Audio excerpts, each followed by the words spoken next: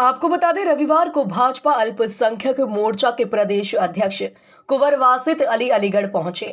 इस दौरान उन्होंने कहा कि समाजवादी पार्टी ने मुसलमानों का नुकसान किया है। सपा के साथ कांग्रेस भी मुसलमानों की दुश्मन है। उन्होंने मुसलमानों पर फर्जी मुकदमे लगाकर राजनीति की है।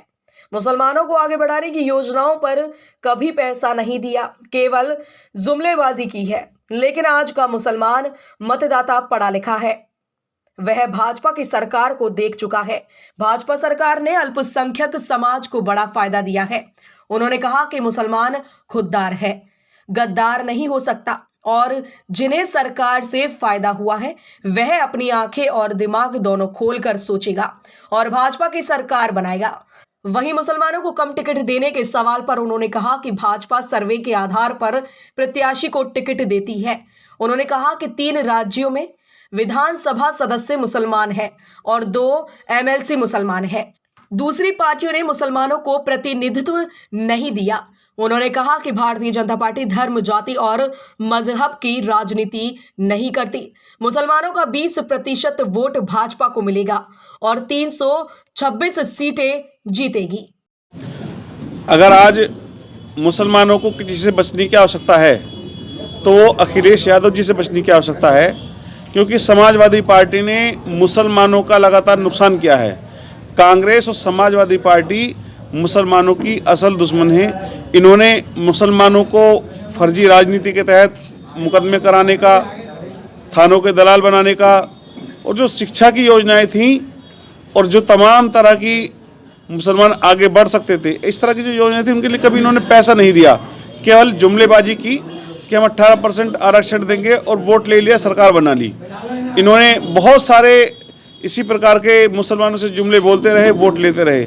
लेकिन आज का मतदाता, आज का मुसलमान पढ़ा लिखा है, वो चीज़ों को जानता है, वो भारतीय जनता पार्टी की सरकारों को देख चुका। और जो ये बड़े लाभार्थी आज अल्पसंख्यक समाज से हैं, मुझे यकीन है कि मुसलमान खुददार है, गद्दार नहीं हो सकता। और जिसने लाभ लिया है, जिसने सरकार का फ़ायदा लिया है, जिस सरकार को जिसने लाभ पहुंचाया है, वो अपनी आंखें और दिमाग दोनों खोल करके सोचेगा और भारतीय जनता पार्टी की सरकार बनाने में। सरकार जो मौजूद सरकार है मुसलमानों की बात ही नहीं करती है। सरकार बात नहीं करती है, काम करती है। वो लोग बतौलेबाज थे, हम लोग काम करते हैं। वो नामदार हैं, हम कामदार हैं। अब तो अखिलेश जी को सपना भी आने लगा है कि कृष्ण जी सपने में आए। अगर उनके सपने में कृष्ण जी आए, अगर वो इस तरह की बात करते हैं तो घोषणा कर दें कि हम मंदिर बनाएंगे। अगर उनके अंदर हिम्मत है, वो घोषणा कर दें कि हम आजम खान को उप मुख्यमंत्री बनाएंगे। वो 18% वोट लेने की बात तो करते हैं, लेकिन क्या किसी मुसलमान को उप मुख्यमंत्री बनाने की बात करते हैं? मुसलमानों के टिकट उन्होंने कम किए हैं। लगातार सरकार। लेकिन आपकी पार्टी के द्वारा तो उन्हें जेल भेजा गया। आप जो आजम खान की बात कर रहे हैं। मैं इसलिए कर रहा हूँ ना कि वो आजम खान से हमदर्दी दिखाते हैं। उन्होंने टिकट दिया है, उन्होंने जेल में रहने वाले नाहिद हसन को भी टिकट दिया है।